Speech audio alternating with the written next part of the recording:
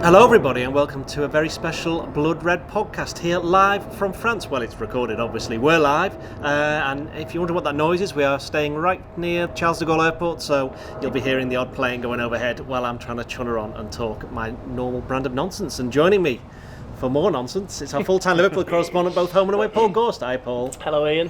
How you doing? Yeah, very well. This was probably one of the least arduous trips that we've had this season in terms of European aways. We hopped on the Eurostar, didn't we, and came down to Paris, and before we knew it, we were here in Gay Paris. So let's crack on. It did have its downs because we were joined, of course, by Theo Squires. I don't really mean that, Theo. How are you doing? I'm good. I'm subbing back in for Jamie Carragher, aren't I? I think I've only scored like 5-6 less goals for Liverpool than him, so it's not too much between us. Wow, we haven't even started. He's gone 2-40. No, exactly. Yeah, what's he like? Anyway, we're here because, of course, Liverpool are in the Champions League final. They will be playing Real Madrid. That's in a couple of days' time. It's a bit difficult for us to actually gauge any kind of atmosphere in the actual city itself because we're just, as we said before, it's just a little bit outside it. But on the Eurostar here, we did encounter quite a few Liverpool fans. Yes, bumped into our old colleague Kiva O'Neill as well, didn't we? Shout out to Kiva. Yeah, I mean, it might be a little bit early for the thousands and thousands of fans to be descending on Paris, particularly given its accessibility. You know, you'd imagine people will be coming right up until Saturday afternoon for this game. So I've seen one or two dotted about, but it's been a little bit subdued so far, hasn't it? But certainly over the next couple of days that'll build up, and I'm looking forward to not only the 20,000 Liverpool fans who officially have a ticket. There's going to be well more inside the Stade de France on the night, and of course the fan park as well, which is a fair few thousand. So I think it'll be comparable to Madrid 3 years ago, where again it's fairly easy to get to in terms of the commute, if you call it a commute, or the pilgrimage, however you want to phrase it. And I think the fan parks will be something to remember, and then obviously it's down to the players to keep up their end of the bargain. Now Theo, we're a bit out in the sticks here, but we've already encountered in our hotel already, there's a number of Liverpool fans. I mean, we came out here because we were right by a train station, which we've since discovered the train's an hour off, so thank you very much, France, for that. But yeah, I mean, is this your first Champions League final? I must admit, I don't know. Yes, first Champions League final. I think first Echo European away day as well. Like, you can't taking all the boxes, aren't you? Taking all the boxes. Can't really count AC Milan as I did that one as a fan. But if we do count it, 100% winning record, so maybe a good omen for this. Yeah, so you excited? You tend not to be excited by anything, and that's coming from me. I suppose there's a bit of excitement, isn't it? You can't not be when it's a glamorous tie like this, but I think, like Gorsty said, we've not really seen the fans yet. It's when we see more of the fans, when we're in the fan park and they're all coming over, that's when it's a big occasion, it's Champions League final. There was that little flicker in the taxi when we went past the stadium and you see it all dressed up. So it's the big leagues now. It is the biggest game in European football. It's only a few days away. Apologies, by the way, for the flyby by the geese there, if you could hear it. We knew there'd be planes, didn't think there'd be birds as well. Now, Paul, me and yourself went to the media day at Liverpool at the AXA training centre yesterday in Kirkby. What was the feeling from just... we saw the players train a little bit, and the big news, of course, was that Fabinho was out there, so was Joe Gomez. Thiago was spotted doing a bit of training in the gym, and when we had the press conference a bit later on, Jurgen Klopp said he's expecting him to be in the later training session, which obviously would be the proper training session and not the one where they're just messing about in front of in front of everybody, just to show that they're actually running around a bit. Yeah, Klopp said he was back in training today, didn't he? Said it was surprisingly good, the prognosis on that, so... That's great news for Liverpool. Liverpool will need his quality and his experience in that midfield against the likes of Kroos and Modric and Casemiro, who, to a man, probably still one of the strongest in European football, despite this not being a particularly vintage Real Madrid team. Seems to have just got to the final kicking and screaming, haven't they, on the back of Benzema's brilliance. But yeah, it'll be a big boost if he's able to play a part. I think it'll be a case of him either being completely ruled out or he'll start. I don't think he's the type of player where you think, well, maybe you can bring him on, because he's not that much of an impact player, if you understand what I mean. He's not someone who's going to go and you're going to turn to if you need a goal. He's someone who you need if you're going to control the game, and Liverpool will need him to do that from minute one. So I was surprised by Klopp's news yesterday, because strange one, wasn't it, at Wolves, when he just passed it out to play, and then he almost just walked off because it went out to play, and it was like he disgraced himself. Yes. He'd had the temerity to misplace a pass, and he said, well, my afternoon's got to be over now. So Yeah, good news on that front. Better news on the Fabinho front as well. We've seen him going through the paces, didn't we? I actually recorded a video of him spanking one well over the crossbar. Yes, I think we both got that one, yeah. He got nowhere near that one, but yeah, he'll be massive. He hasn't played for a while, has he? Can't even remember the last time he played. Went off at Villa, didn't he? So he's missed the last 3 games. Yeah, so I mean that feels a long time ago now, doesn't it? That was still in May. I think it was May double digits. It might have been. I don't know. The week of the cup final, was it? Yeah, it was about May the 11th or something. I can't. Just remember. after the final. Just Before. Yeah, he walked past the mix zone at Wembley, and someone asked him would it be okay. He gave a big thumbs up, and then I think he said something similar in another one, the mix zone. So he did an interview in Spain as well, didn't he, where he said it'd be fine for the final. Yeah. So that's more good news on the injury front for Liverpool. So it's just about getting those two as close to 100% as possible, because Liverpool are going to need them in midfield. Theo, Thiago or Fabinho, which one are you going to 2-foot? Neither. They're two of the best in their positions in world football. I think Thiago's just been recalled to the Spain squad as well, so we're taking that as a positive sign. Would you, because obviously the interesting thing with the Champions League programme, similar to the FA Cup and I think the latter stage of the League Cup, is that Liverpool can make 5 substitutions. And I've said before on the podcast that possibly Real Madrid and Liverpool are the 2 teams that have used the 5 substitutions better than anybody else. I mean, every time Liverpool played a game, it was I think the Benfica boss said it. In fact, Unai Emery said it, and Inter Milan, Inzaghi said it. He said that when it came to halfway through the second half, Liverpool would make these changes to keep their level up, and they were saying they were making changes and they didn't have the strength in depth. And you look at Real Madrid, how they've kind of, as Gorsty was saying a bit earlier, they've just kind of stumbled their way through. Camavinga's done well. Yeah, exactly. Yeah, every single game he comes on and plays well. He should really be starting the games, I think. But going back to the original point about Thiago and Fabinho, given that in mind, as Gorsty said, Thiago doesn't seem to be an impact player. I mean, we went to the West Ham game, didn't we, where he came on when Liverpool lost one of the 3 games they lost, and he was pretty terrible. Although he was just coming back from injury, I seem to believe. Fabinho, he has come on in games. Now, would you start both of them in the knowledge that you know that neither of them's going to last the full game, or would you do the opposite and bench them both, or would you go 1-1? Well, we don't know how well they are behind the scenes. In terms of Fabinho, they've known this Champions League final's coming. They've brought the popular physio back to work with them behind the scenes to make sure they are ready for this game. They didn't expect the title race to swing in their favour on the last day. It was always with get them through to this game. So you could say maybe there is that temptation to not play both of them, but it's unlike Liverpool. In the games where we've seen them use the substitutions well, it's when they've been able to have some of the star names on the bench, or when they've been throwing on Luis Diaz, Roberto Firmino. We saw that in Villarreal for the semi-final as well. But you're not expecting that in the final. You're expecting to see your strongest 11, and then if Thiago's not 100%, well, you get an hour out of him, and then you bring on James Milner. You've also got to consider penalties in this as well. If it goes to penalties, well, Milner's taken one of your 5. He's a solid goal, but then so's Fabinho, so's Thiago. I think you need the midfield that is going to be that elite level, and it is Thiago and Fabinho. But it's just how well they've been prepared in this week. We know Jurgen Klopp likes his players to have 2-3 days training before he will throw them in. You said Thiago's not had training there yesterday when it was the open session. Maybe that was a bit of a mind game from Jurgen Klopp, and he's keeping him back, so Real Madrid think he's not as close as he is. Or maybe he's going to be 50-60% and they're going to have to put him on the bench. Or no, you're only getting an hour out of him. Fabinho, I like to think, will be closer. He's the one you start. He's so good as that number 6, and then you've still got Jordan Henderson who can fill if he's not going to do the full game. But you're hoping that this stage of the season they've got that one big game left in their legs. Yeah. We know there's the internationals coming up, and it's not particularly popular with Jurgen Klopp. Some of these players are going to have to play 4 games in the Nations League or travel all the way over the world. At least Henderson's been spared England duty. Trent's only doing half of their camp. It's just lots of decisions. They'll have all these conversations behind closed doors, and he'll keep his cards close to his chest. The fact that we're trying to guess now whether they're being okay and we don't know, you'd like to think Carlo Ancelotti has no idea as well. Well, I was speaking to my brother actually before Gorsty, and he said that imagine if there was a midfield of Henderson, Fabinho, and Milner up against Casemiro, Kroos, and Modric, it would possibly be the slowest Champions League final ever. But the point there, and obviously Real Madrid will bring Camavinga on, as we said, but Liverpool do have a lot of options, don't they? Milner is interesting. He's started to just play a little bit more towards the end of the season. I just think his experience has counted in certain games. And then we haven't mentioned Keita, and we haven't mentioned Curtis Jones. He's another one who started, I think, 2 of the last 4 games. Yeah, I mean, Milner's come in and done very well against Southampton and Newcastle, and those are the sorts of games where you need James Milner's experience and his know-how and his quality. To an extent, he's not a prime James Milner, if you like, but he's still we've seen against Newcastle, he was probably man of the match, wasn't he? I think you were there for that one.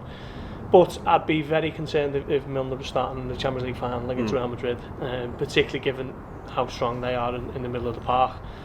But I just think they'll give Thiago every opportunity to get as fit as he can. They'll be working with the rehab coaches and the physios and the masseurs and every kind of affordable luxury you like. They will do all they can to get him fit. It's a similar thing with Henderson. He said yesterday, didn't he, that he spoke to Gareth Southgate and it was just kind of agreed that he was due a rest, and he's played more this season than I think he ever has, which shows you basically how many games Liverpool have played, but also how fit he is, because what is he now, 31 is he, Henderson? And he's still 32 next month, won't he? Yeah. So he's still That's young. Well, it is now as a footballer, because footballers now, look at some of the best players in the world, they're all 34, 5, 6. Real Madrid's two best players are 34 and 36, and Modric and Benzema. So it's just a case of how, like Theo said, we don't know how fit Thiago is, do we? But what we were hearing yesterday from Klopp, I don't think he's the type to do the mind games and try and call a bluff and try and catch Ancelotti out. I think he is being sincere when he says that there's a good chance of Thiago starting, and if he is fit enough, the big question then is what's the midfield, because I think now it's 4 into 3, isn't it, in Liverpool's midfield, and I'm sure we can debate that all day. Screeching tyres as well. We're by a road, so we're the whole range here. Now, Theo, just parking the game for a second. Also beeping cars as well. There was quite a bit of contract news has come out in the last 24 hours. At the press conference, Mohamed Salah basically, he did come out and said, I'm staying, I'll be here next season. Not quite the same as I'm signing a contract to stay a bit longer after next season, but at least he's committed to that, and it's quite interesting that does that then force Liverpool's hand, because now they know that he's going to stay, and they might have to, if they try and sell him, he's not going to go, so that money that they would have spent or gained from the sale, they could possibly give to him as an extra, bit of money for his contract. I don't know the way that that's going to pan out. Roberto Firmino also said that he would like to stay, which presumably means beyond this summer, because he's another who's out of contract at the end of next season.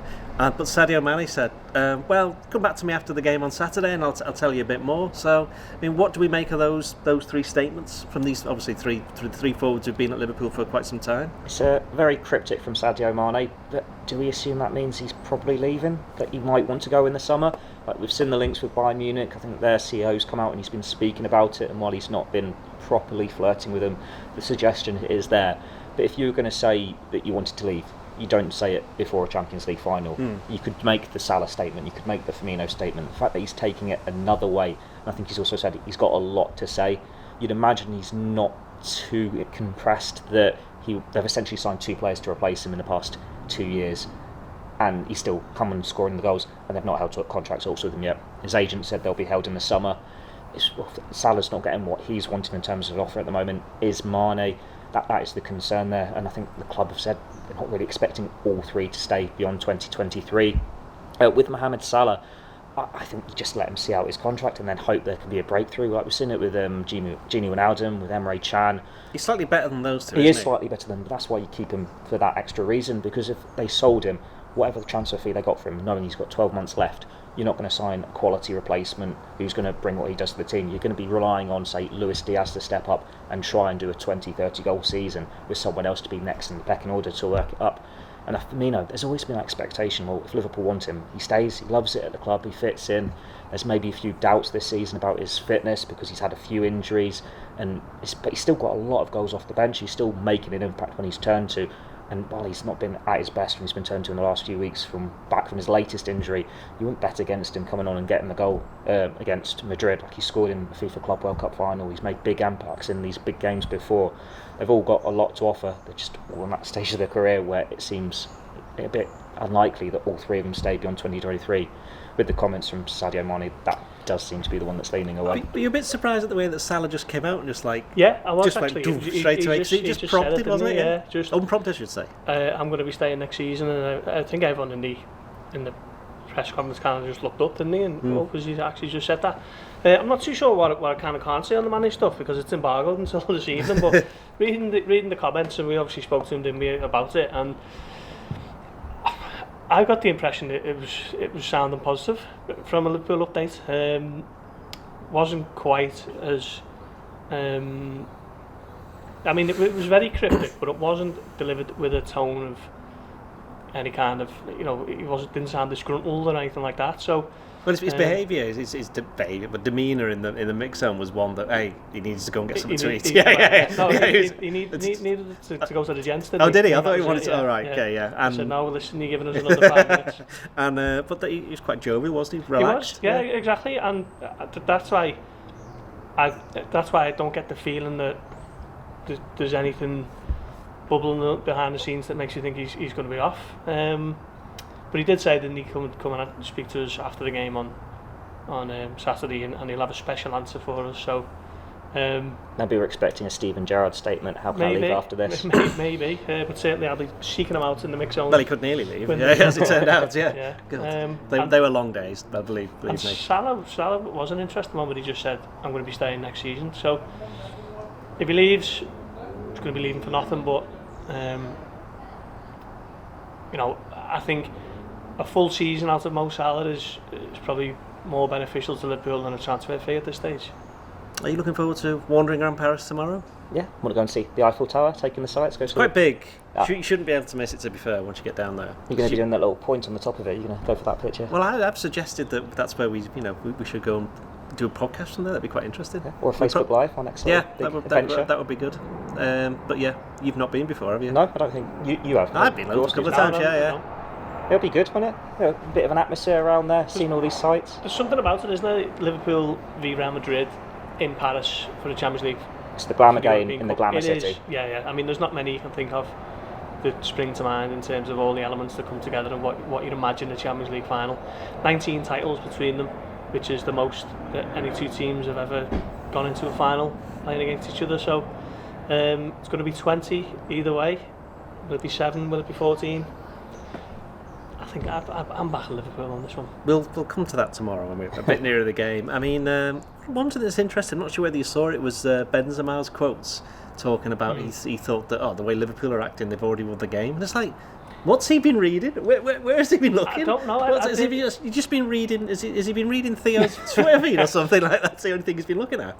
I said you didn't take kindly to that Jose Enrique. Did you see his tweet? No. Oh, he was furious. He actually quote tweeted an echo tweet and was like, well, I can't say it on a family-friendly podcast, but he did question what Benzema was saying, and I must admit I agree with him. I don't think anyone's been disrespectful or... They've just taken issue with the Salah quotes, haven't they, about wanting revenge? Yeah, but... What did they expect? Yeah. They had to take his arm off and then, took him out of the game. They weren't soft, that's Ramos, obviously, but that's the kind of experience that Real Madrid show in these big games. I don't know, that sounds a bit silly, fouling players, but that is part of the game. Did you see the response from today? Was it Danny Carvajal? Who came out and said, hopefully he's ready to lose another Champions League final about Salah. Oh, well, but then what's wrong with that? They're making the exact same comments. It's all that's very exactly strange. He's not going to say, I hope he wins. I You know what I mean? think Real Madrid might try and make this a bit of a dogfight, because I think if Liverpool keep the heads...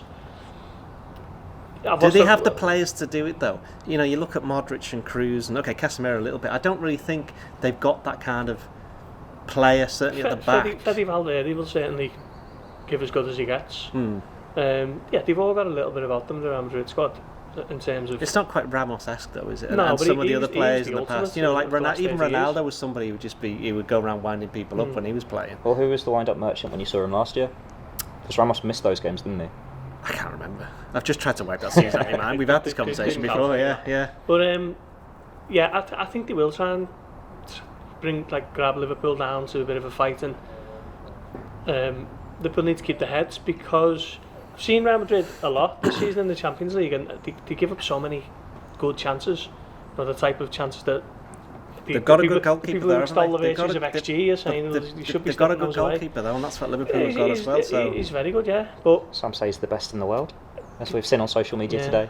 They've just got that mentality about them. The mental, probably the strongest mental team in Europe in terms of the Real Madrid respond to setbacks. I mean, Liverpool are very good at that as well, but they've looked down and out in every single knockout game against Chelsea, against Paris Saint-Germain, against Man City, and they're going to be playing in the final on Saturday. But the good news for Liverpool is it's not over 180 minutes and it's not in the Bernabeu. So if Liverpool keep the heads and everyone's fit and they play with the usual intensity, I think they might have too much for them. That's an interesting point. I think we touched on this. We have done it in the pod earlier this week, that because it is 90 minutes, or it might be 120, but it isn't the two legs. There's a lot less time for Real Madrid to make up for any mistakes which they are bound to make during the course of the game. Yeah, when you look at the power the Bernabeu has had for them this season, well, you've got to remember it's not just the fans coming back, it's the fact that they didn't play there themselves for was it a year, 18 months. That's obviously been a massive help for them. But then it's strange when you look at this Real Madrid squad. Like, we know it's an ageing squad similar to Liverpool's, and we say, well, 8-9 players of this Liverpool team were there in Kiev. But how many of these Real Madrid players were there when they won that first one? What was it, 15? Sorry. So many of their players have just been around and won multiple Champions League titles. But Liverpool's starting to get that experience there as well. You'd like to think that has got the edge for them. We know they're going to outnumber the Real Madrid fans. They will find a way. The atmosphere in the city is going to be red this weekend. They're going to make the noise. And while Real Madrid probably will like to make it a bit of a fight and have that spikiness to it, if you've got Liverpool fans backing them with the experience they've had over the last few years, wanting to end the season on a high, surely that's got to give them the edge. We'll see. What I would say about Real Madrid fans, having been at Kiev in 2018, don't underestimate them, because they make a different kind of noise, a different kind of backing. I think they had a massive flag which we spotted the day before the game, actually, or it may have been like a couple of hours, whatever it was, we saw it before it actually came out. It was like, wow, that's impressive. So, their fans are used to seeing them win. Yeah. Their fans are used to going to these finals. They'll have sold all their allocation easily. The Real Madrid are probably the most supported club in the entire world. And I think it's interesting. Klopp said this a few times now. He said it last week. He said it when they found out that they were playing Real Madrid in the final. He said it on Wednesday, that the whole world will either be red or white, in the sense that there's going to be those people who love Liverpool, those people who hate Liverpool, and those people who love Real Madrid, and those people who hate Real Madrid, and they'll just decide on which one they want to support. It's not like a final, say, between PSG and Man City, where I'd be watching it going, yeah, well, this is, especially with it being behind closed doors, this is a game where everyone will be back on a horse, won't they? You look at the fan bases of the two clubs. Real Madrid dominate the South American market. Liverpool, huge fan base in Asia and Australia and so on. So, as a football follower, not necessarily fans, us, but as football followers, it's a dream final, isn't it? And I just wonder whether, Real Madrid would probably, they would dispute this, but I just wonder whether Liverpool might feel it's more important to them, because in 2018, no one expected Liverpool to get there. Everyone's just kind of riding the crest of a wave, and it was the first final for 9 years, was it? Kind of there as the underdogs. Madrid meant Liverpool had to win Madrid because they were just getting to that kind of peak where they might have got questioned as the team who can't get it over the line because they just missed out on the title and they hadn't won in Kiev, so that was massive to them. But this one it's kind of a legacy definer now, I think, as far as Jurgen Klopp's team goes. And